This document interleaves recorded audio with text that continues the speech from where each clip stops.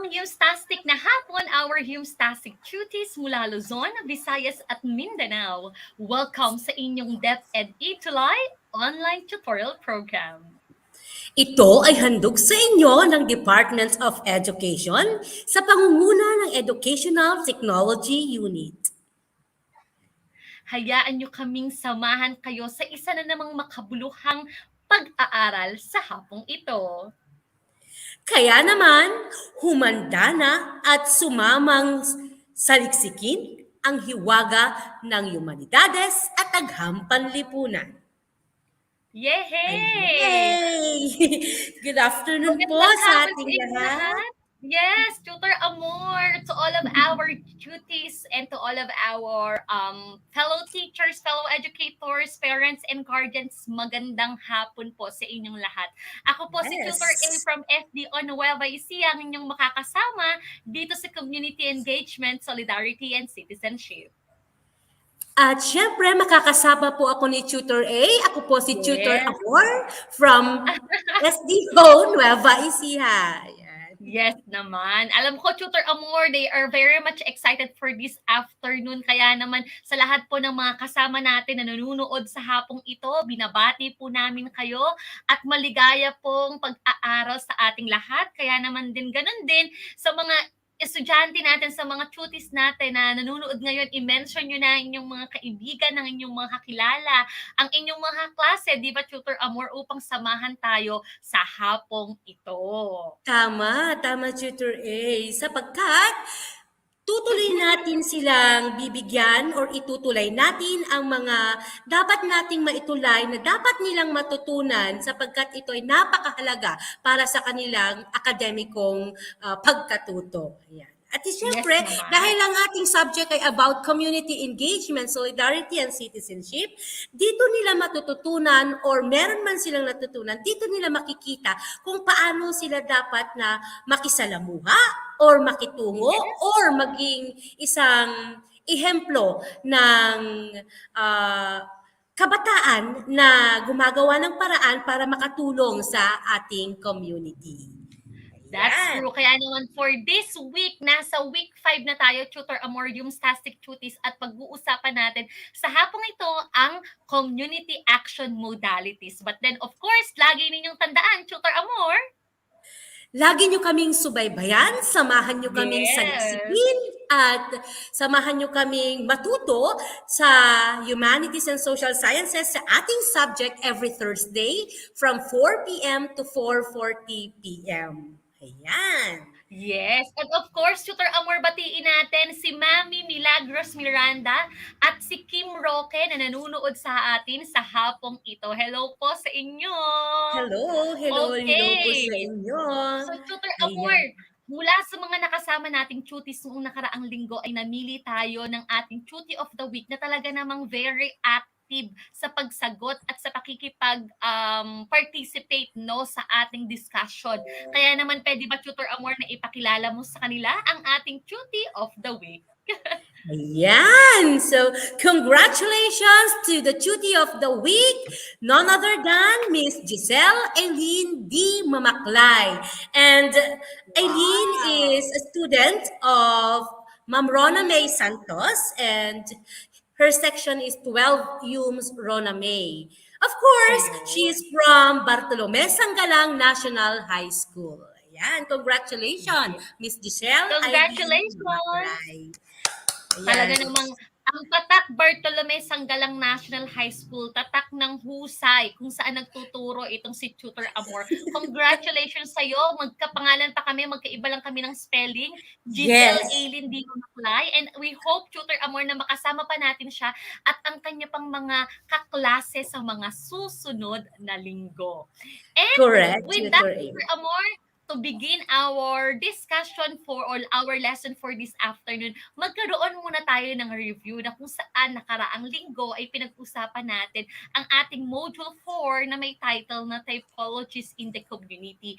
And let's try to assess if they are able to recall the concepts or the theories that we discussed last week sa pamamagitan ng isang review sa hapon ito.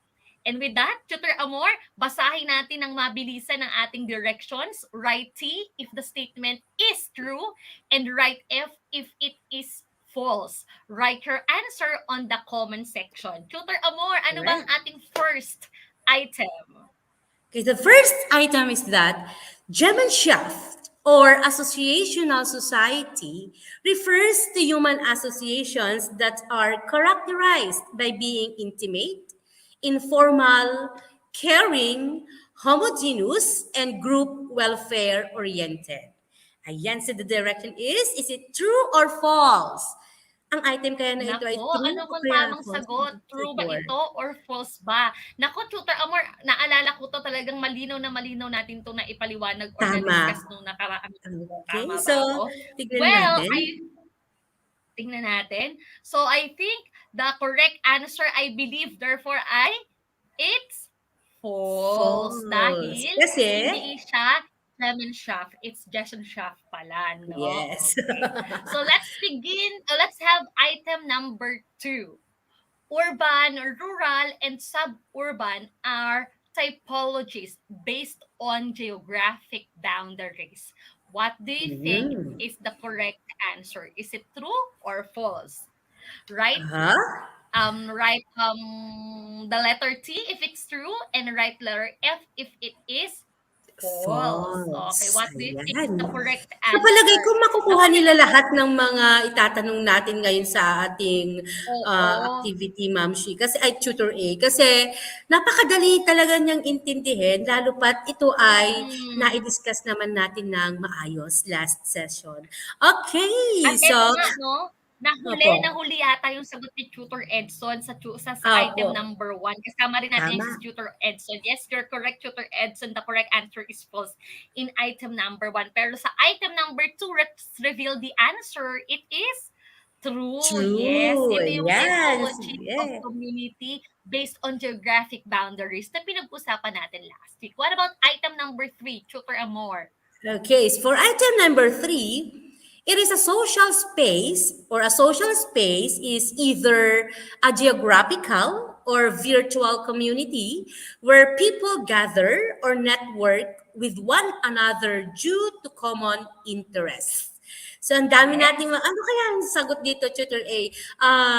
Ito kaya ay false? Ito kaya ay true?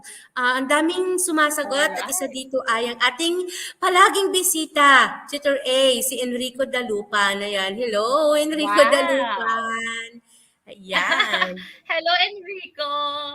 So with that, Tutor Amor, let's reveal the answer. The correct answer is, it is true. T.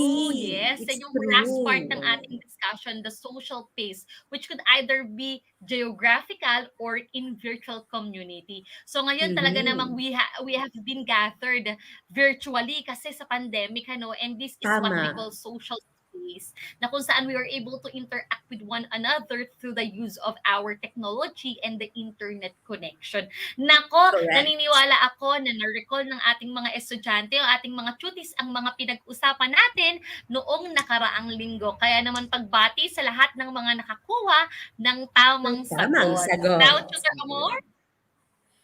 Okay, so to continue on our discussion, let's have our objectives. At the end of this episode, the tutees should be able to, number 1, define community action and community engagement.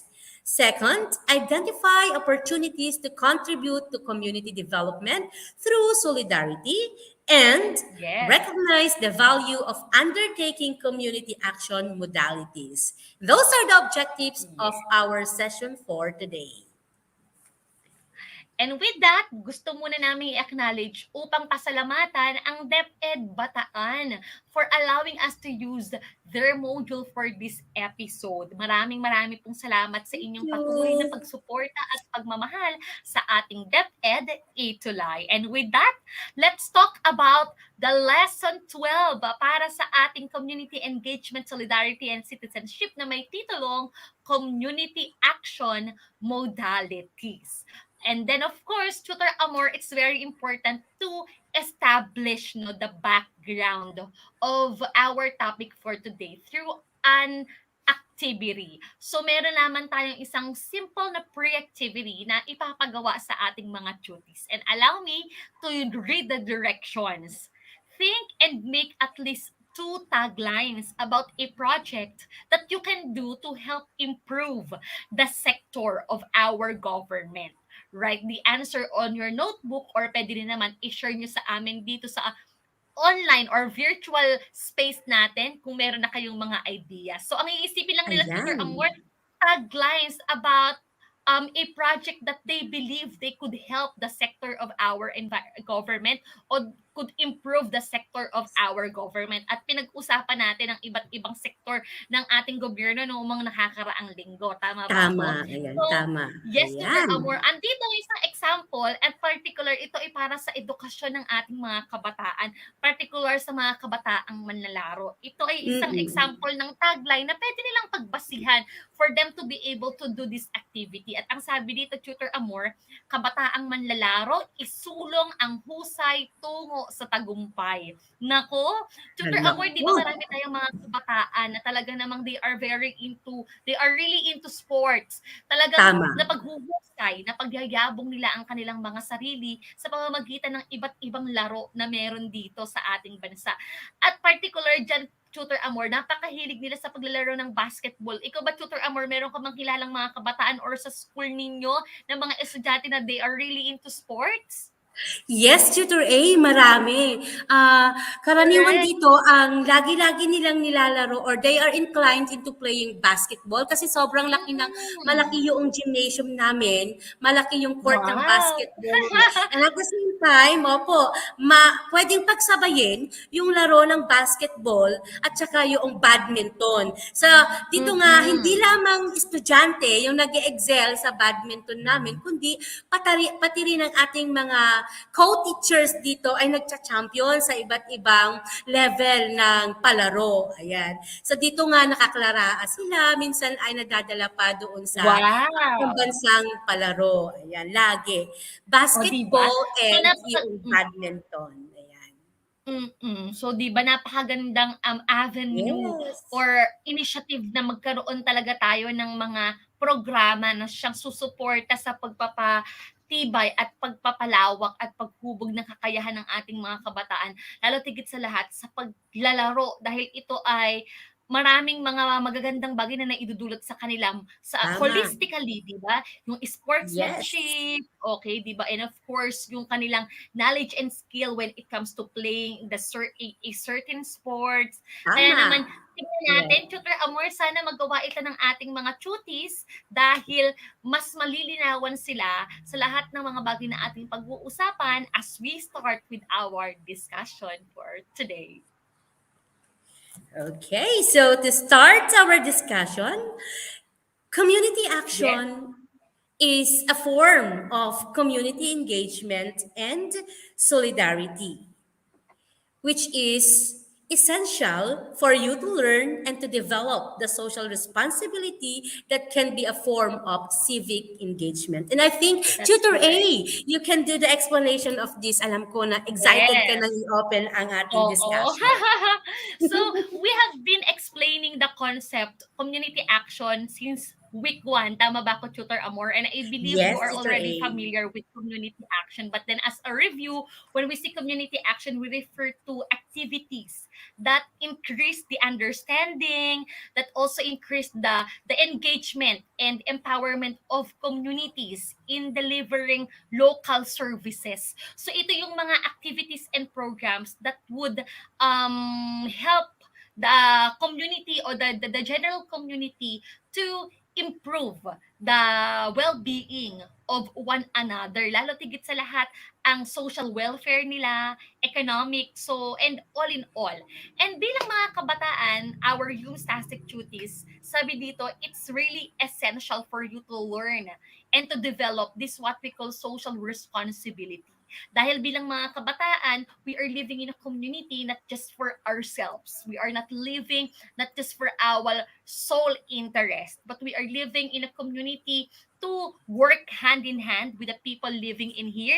Kaya namang kailangan nating makiisa. Andiyan yung tinatawag natin na community engagement, makibahagi, and solidarity, makiisa sa lahat ng mga activities and programs na meron ang ating komunidad. Dahil ito ay ating responsibilidad, ito ay ating accountability to seek after the welfare Correct. of the community. And with that, we are able to develop in us ditong tinatawag natin na civic engagement. We are able to Engagement. connect with other people, to interact with the different members of our community, hindi lang sa mga tao kundi andyan din ang kalikasan sa ating Tama. komunidad, ang pananatili ng kapayapaan, ang pananatili ng kaayusan at harmonious relationship sa isa't isa. And with that, kung meron tayong sense of social responsibility, meron tayong sense of community engagement and solidarity, we are able to fulfill the roles na meron tayo para sa ating komunidad. Correct. That's very true, Tutor A. And to continue our discussion, tama ka, Tutor A, na doon sa ating pagiging community engaged or civic Yes. engaged, natututo tayo or na we are learning in different ways. Natututo tayong tumulong, hindi lamang sa ating kapwa, kundi pati na rin sa ating ginagalawang lipunan or ginagalawang kapaligiran. Okay, so let's proceed in the continuation of our topic, community engagement. It is to learn social responsibility and also to develop your penchant for civic engagement. So, although Tutor A, it's innate or nature na sa ating mga tao or sa ating mga Filipino talaga yung pagiging matulungin, but in learning this term community engagement or this idea of community engagement, nadadagdagan yung pagkahilig natin or yung penchant or our likeness or our desire to have engage or to engage in our community or to form civic engagement. Ayan. It is also to learn that you have the abilities in bringing positive changes in communities. Very nice idea. Because whenever you are conducting community engagement or whenever na nagkakandak ka ng pakikisalamuha or pagtulong sa kapwa, ang nangyayari is that you are giving positive change into your community sa mga taong natutulungan natin, sa kalikasan na nadidevelop natin or sa community na nabibigyan natin ng idea kung paano sila makasurvive or kung paano sila matulungan. And with that, community engagement, of course, is a very good idea on us or for us para matuto tayong tumulong at i-develop ang community nating ginagalawan and likewise sa kapaligiran natin or sa ating environment. Ayan, Tutor A. Yes, that's true. And in a school setting, it can take the form of, number one, service learning. Second one is community outreach, or it can be called also as community engaged research. Ayan. So, in this particular community engagement in school, lagi kong nare-remember, Tutor A, yung ating isang programa sa college, which is the National Service Training Program. Yes, that's Or yung true. ating NSTP. Kasi nga, if we can still remember, Tutor A, medyo naging ano din pala tayo doon sa NSTP. Ayan. Naging kasama din tayo sa NSTP. In which, Yes dito po. sa NSTP, tatlo kasi ang pwede nilang pamilian. It's about CWTS, about ROTC, and about the all the law enforcement service. Ayan. So Correct. ito ay isang batas na ipinanukala sa atin para ma-include sa curriculum ng tertiary education. And I think in service learning, pwede nating masabi na ito ay kinukumpleto doon sa subject or sa programang NSTP. And with that, students learn different methodologies na pwede nilang i-employ sa pagkakandak nila ng community service. And of course, hindi lang sa pagkakandak ng community service, nagsaserve din siya as a reflection para sa'yo doon sa serbisyo or sa engagement na ginawa mo sa community. Sapagkat, dear cuties, tayo, bukod sa responsibilidad natin, sabihin na natin na responsibilidad natin ng ating sarili, meron din tayong mga kanya-kanyang responsibilidad na dapat gawin sa ating society. At yun yung ating Yes. tinatawag na social responsibility. That's Right. correct. Nako, alam ko nasa kasagsagan tayo ng ating discussion and time check. We are already it is already 4:21 in the afternoon. Ang bilis ng Wow. oras, no? Parang kanina lang tayo Opo, nagsisimula. kanina lang Pero eh. Ang bilis. itong mga estudyante na bumabati sa atin or nanonood sa atin, andyan sila Trixie May, andyan sila Marian Claire na pares taga Bartolome Sangalang. Yes. Oh, come on. Okay. Invite your classmates para Yes. makasabay sila sa ating discussion sa Correct. hapon. And next, Tutor Amor, sa service learning ay yung tinatawag natin na community outreach. We are already familiar with this dahil Yes. ginagawa niyo ito sa Oo. eskwelahan ninyo or pwede rin naman sa inyong personal na initiative sa inyong community or pwede rin naman sa mga simbahan na inyong kinabibilangan. Tama. So technically, it is a service done voluntarily by the students, faculty, and other school employees addressing the social, economic, and political needs of communities. So you have been doing this as students. You have been realized your this sense of accountability when it comes to serving and reaching out the community. So pwedeng ang kasama nyo dyan ay ang inyong Supreme Student Government Council, pwede rin naman ang inyong mga teachers or advisors in a particular subject area, or maaari namang you might be serving as the president or class president at gusto mong proyekto na magkaroon ng community outreach. At dito, mas papaabot natin yung ating malasakit sa komunidad na ating kinabibilangan. Lalo digit sa lahat, kung meron kayong special community na gustong i-reach out sa inyong bayan na nakikita nyo na nangangailangan talaga ng tulong, na maaaring ito ay ang intensive na tutorial, di ba? Or peer mentoring sa mga batang andoon or kaya sa mga kaedad nyo na kapwa nyo kabataan na out of school youth, or pwede rin naman meron kayong mga dalang goods na gusto nyo ipamigay para sa kanila na nakita nyo nangangailangan sila ng mga basic needs, at ito ay nakakapag-uplift ng kanilang moral, and most especially mas naipaparamdam natin yung impact natin at mas nakikita natin yung sense ng ating existence kapag ginagawa natin ito. At ang masarap doon, Tutor Amor, hindi lang ikaw, kundi magkakasama kayo na inyong mga klase, Correct. ng mga kaibigan na gumagawa ng magagandang initiative na ito. At panghuli, Tutor Amor, among those three ay tinatawag natin na community engaged research. Na I believe our tuties also are already familiar with this kasi they have been conducting different research din na may kinalaman talaga sa community. Lalo tigit sa lahat, no, yung mga grade 12 students natin na under ng mga practical research na talaga are already in conducting the research that they have. And of course, primarily, ito ay may kinalaman sa ating community. So we call that community engaged research na nagsasabing it is a collaborative process made by the faculty, student researchers, and the partner community to conduct research that will respond to community issues and concerns. So pwede nyo rin itong gawin, pwede nyo rin itong pangunahan dahil sa totoong buhay, marami naman talagang mga usapin na dapat ma-address sa ating komunidad, na dapat magkaroon ng kasagutan, at most especially dapat magkaroon ng solusyon. So sa pamamagitan ng mga kabataan katulad nyo na mayroong sobrang lawak na curiosity, di ba? And more than curiosity is that what we call malasakit at pagmamahal sa komunidad na kanilang kinabibilangan.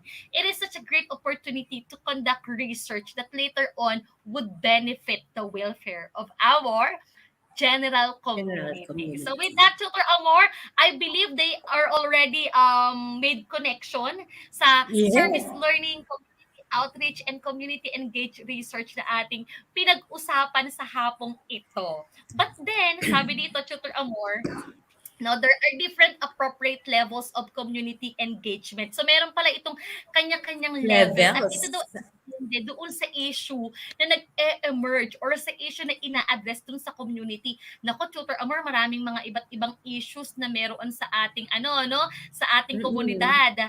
Andiyan yung kagutuman, tama ba ako? Or Tama, kaya tama. naman kawalan ng trabaho para sa mga mamamayan, 'di ba? Or kaya naman ang kakulangan ng patubig sa mga magsasaka. Ano pa, Tama. Tutor Amor, yung mga iba-ibang issue na meron sa ating komunidad? Sa ating komunidad, since we are in, tayo ay agricultural Mhm. country, sa aming komunidad or sa ating, maari din sa inyong komunidad, yung mga problema natin sa pagtaas ng mga bilihin patungkol sa, Yes. yes, patungkol sa gasolina, yan, sa Yes, diesel. which is very timely. Nung isang linggo lang, it's 62. Ngayon, 80 pesos. Mm. Hamakin mo yon. Paano mabubuhay or paano makakabawi ang mga magsasaka? At nagre-reflect yan, of course, kapag tumataas yung diesel na gamit or pangunahing gamit sa ating bukid or sa ating agrikultura na sektor, tumataas din yung gastos nila. Yan. Okay. Yon. Tapos So now, mura pa yung palay na mura pa ngayon sa ngayon oo. yung pagbili ng palay. Ayan. That's Nakakaawa true, nga po Tutor yung ating Amor. mga So, sobrang politician. daming issue, but then the thing is, how can we make engagement in our community? There are different appropriate levels now. And let's Mm. begin with a one-way relationship. Tutor Ayan. Amor? Okay, so our first appropriate level of community engagement is one-way relationship. So I think this is somehow you are disseminating or informing the community, informing the society about the uh, engagement that you wanted to do in their specific community. Or it can be done Yes. through the use of, siguro sa atin, yung karaniwan nating ginagawa ay yung pagbibigay ng pamphlet or yung pagbibigay ng Mhm. pagdidikit ng poster, mga local media such as yung nga sa ngayon mas mapapabilis nating ipaabot sa kanila yung kanilang Correct. yung kagustuhan na makapag-engage sa kanila sa pamamagitan ng Facebook, ano. I-post mo Correct. lang siya doon sa ating Facebook Page. page. O Official yan, page. Yes. pwede na nilang makita or mabasa. Dahil karaniwan naman ngayon, marami ng marites, makita lang ng isa, ayan, kakalat Mm-mm. na yung ating intensyon na makipag-engage sa ating Yes. community. Ayan. Okay, so All right. one-way relationship is somehow information dissemination in part of the person or a group na magkakandak ng community engagement. Ayan. So, what's Correct. next, Twitter A? The second one, Tutor Amor, is this what we call consultation. Okay. It involves obtaining stakeholder approval for an initiative wherein the purpose of interaction is to get feedback on policies, programs, or services that affect the general community directly or in which they may have a significant interest. So kung one way relationship, we are just involved, isang direkta lang from us to them, di ba? From the Yes. what to call this, from the government or from the service seekers to the general community. Ngayon yung Mhm. consultation, meron ng interaction between the government or the service seekers to the recipient or yung general community. At paano to ginagawa? It involves obtaining stakeholder approval for an initiative. So, nanghihingi muna tayo ng approval doon sa community if they would allow, no, itong certain na community action na gusto nating gawin. Okay? And then, of course, ang purpose nun ay makakuha tayo ng feedback from them about doon sa Yes. policies, programs, or services na gusto nating i-serve sa ating sa ating community. And with that, makikita natin na mayroong exchanging of thoughts, exchanging of ideas, na I believe mas makakatulong para mas ma-improve mo pa itong certain program o certain policy na gusto mong i-implement or i-execute sa community. So for example, ang gusto natin ay maturuan ang mga bata sa isang komunidad ng hand washing or yung proper na hand washing, no? So it's very important for us to seek the approval of the parents at ganun din naman yung approval ng barangay kung papayagan nila tayo na i-implement or i-execute itong programa na ito na napakasimple bagamat merong impact sa kanila. Lalo tigit sa lahat sa mga bata na lagi naglalaro, na kailangan mong panatiling Tama. malinis ang kanilang mga kamay bago kumain. Tama ba ako, Tutor Amor? Tama, Tutor A. Totoo. We call that as consultation. What about the third one, Tutor Amor? Yeah, so, and kung sa consultation, Tutor A, ito yung tinatawag nating project design. Sa involvement naman, Tutor A, dito natin gagawin yung tinatawag nating i-engage natin in what we call planning, ayan, para i-visualize yung service na gagawin natin sa community. So in involvement, we are engaging the community or the stakeholders sa pagpaplano or sa pag-visualize ng mga service na gusto nating gawin or outreach project na gusto nating gawin sa isang community. Ayan, so we can call it as planning together. Innovation or involvement is planning together. That's true, Tutor Amor. And then the last level is this what we call the active participation. So in here, you will be directly involved and engaged sa lahat ng mga bagay na mangyayari, no? Na gusto niyo i-implement sa community niyo. So from the very first step, no, from the day one, sabi nga nila, you have to become engaged, involved in every single detail na may kinalaman doon sa pagpaplano, pag-execute, overall assessment, and of course, even the evaluation of its effectiveness. Correct. At pinakamahalagang bagay na umabot tayo sa level na ganito that we are actively participating, we are actively involved, we are actively engaged sa community actions na meron tayo. And with that, mas makikita natin yung pangangailangan ng community. Dahil we believe, Tutor Amor, na the more you get engaged, the more you get aware. Tama ba tayo? Yes, and understand. Mas nagiging aware tayo doon sa pangangailangan ng komunidad. Mas nagiging aware tayo doon sa problema na meron ito at sa solusyon na kailangan nating hanapin para sa mga problemang ito. And we believe by having active participation, we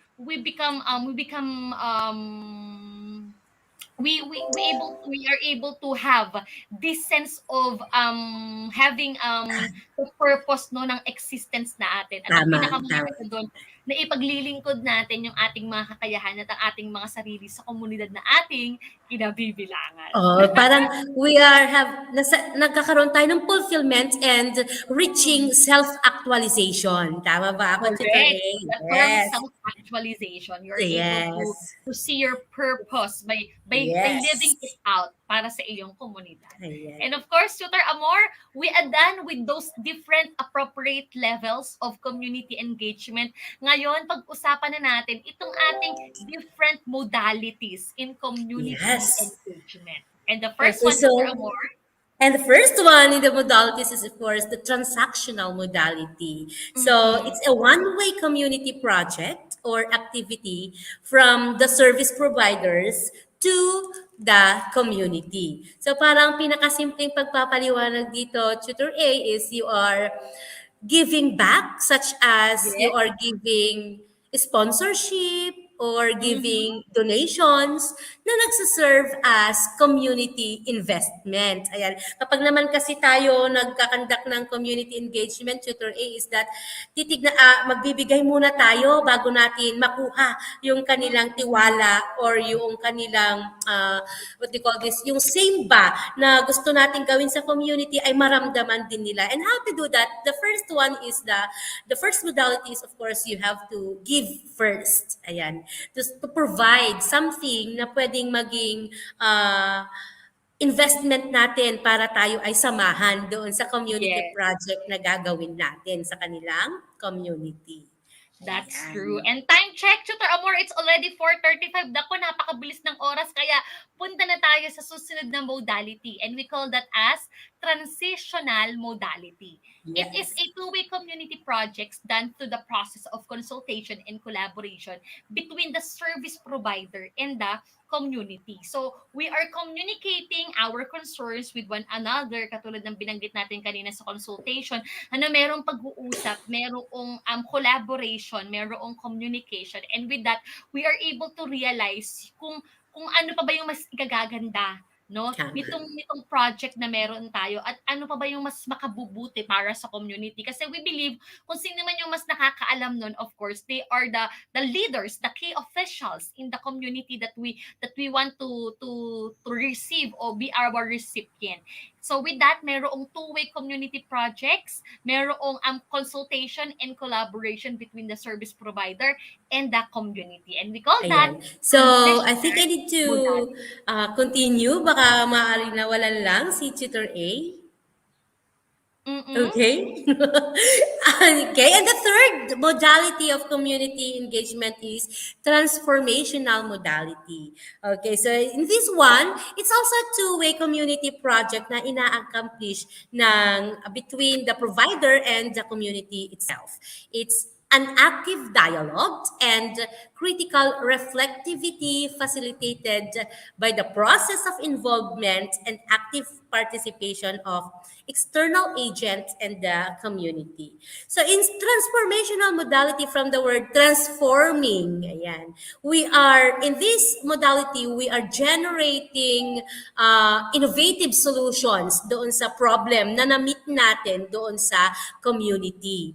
Ayan, parang kung in layman's term, we are changing the society or changing the community because of the help that we are extending to them. Ayan. So it's somehow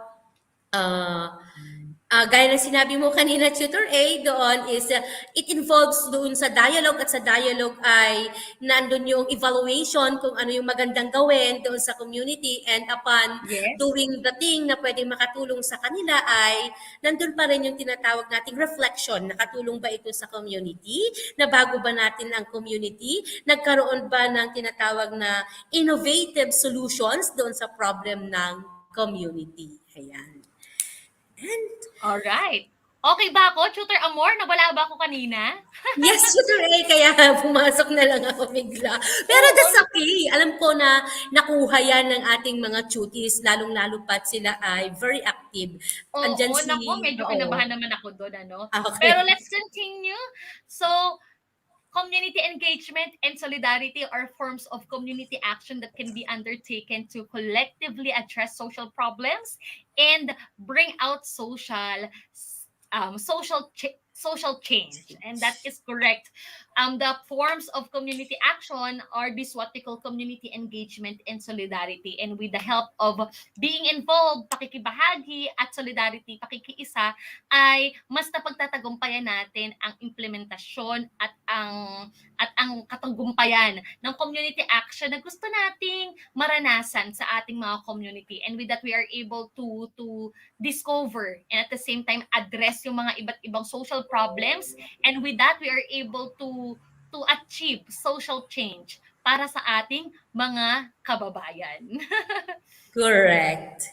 Correct, Tutor A.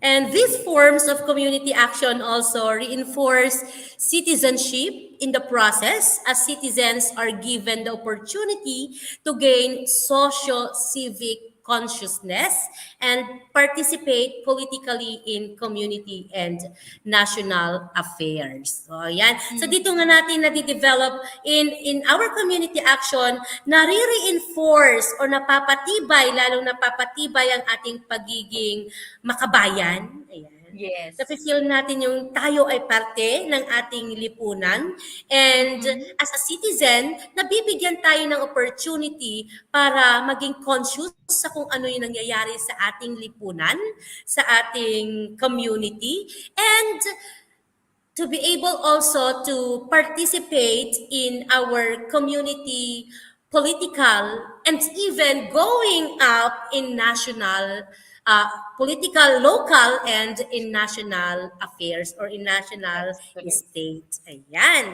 And with that, I think uh, Meron community pang isa, Tutor engagement, Amor? community excited, Yes. community So, engagement.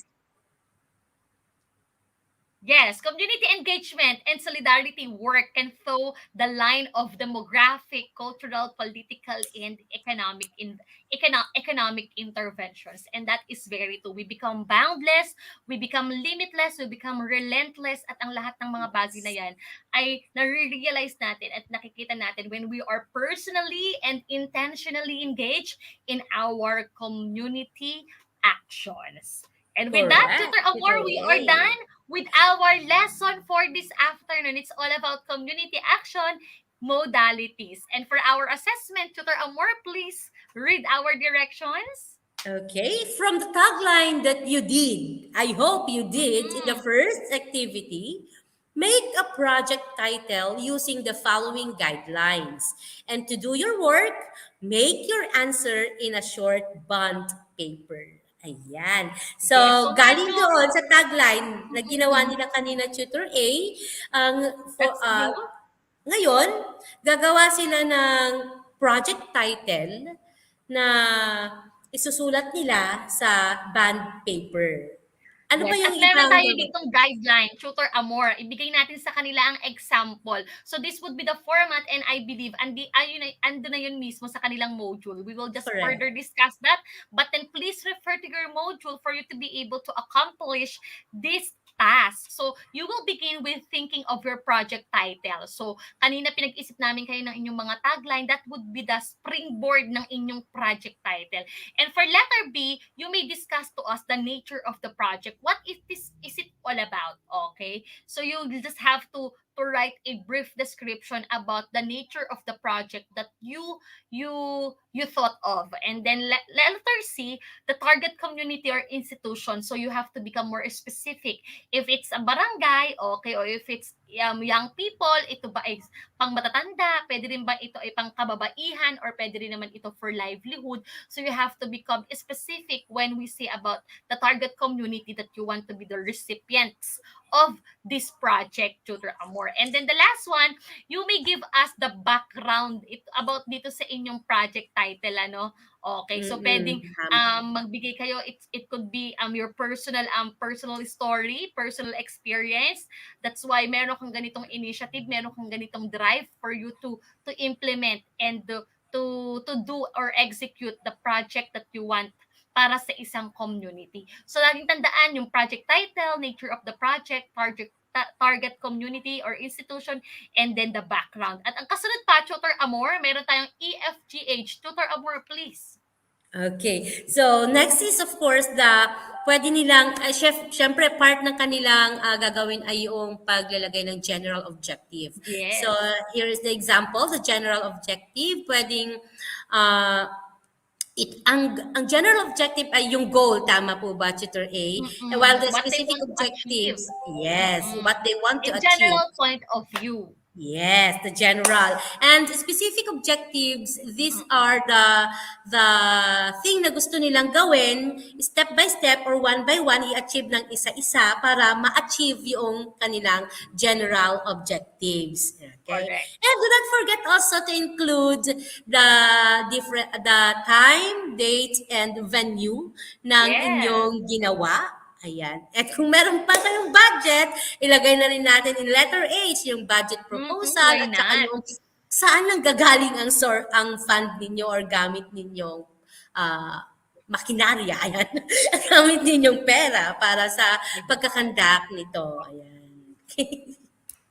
Yes. So, once you accomplish this task, nako, nakaka-proud naman. And possible na magkaroon sana kayo pa ng drive para ma-implement nyo ito at maging totoo ito Totoo ito, tas in the near future ma-implement niyo ito, Tama. at kapagka pinayagan na tayo ng panahon ay makahanap tayo ng community that will serve as the recipients or the beneficiaries of the project that you have in your mind, and of course, in your heart. And I think, Yes. Tutor Amor, we are already done for this afternoon. Maraming salamat sa lahat ng mga cuties, mga guro na sumama sa atin sa hapong ito. And then of course, Tutor Amor, nagpapasalamat din tayo kay Cap or kay Tutor Erza sa pagdidirect sa atin sa hapong ito. Maraming Thank you, maraming Direct. Thank salamat, you. Tutor Amor. Okay. Kaya naman pero salamat sa isang napakagandang araw ng discussion. Pero patuloy nyo kaming susubaybayan sa Humanities and Social Sciences, and that is every Thursday kasama ang aming iba't ibang batikan at magaganda at gwapo na mga tutor.